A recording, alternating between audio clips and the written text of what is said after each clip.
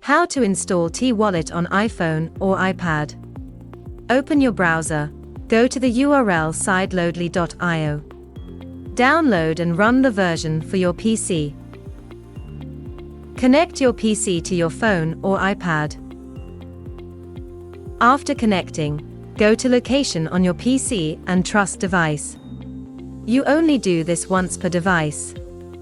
Open Sideloadly application. Select the T-Wallet IPA file you downloaded. Select your device and click Start. After installing, you need to trust email and turn on developer mode on your iPhone or iPad.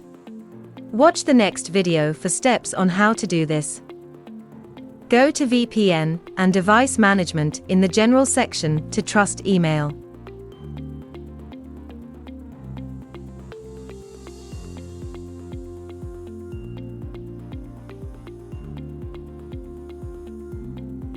After turning on developer mode, you need to restart your device if you are doing it for the first time.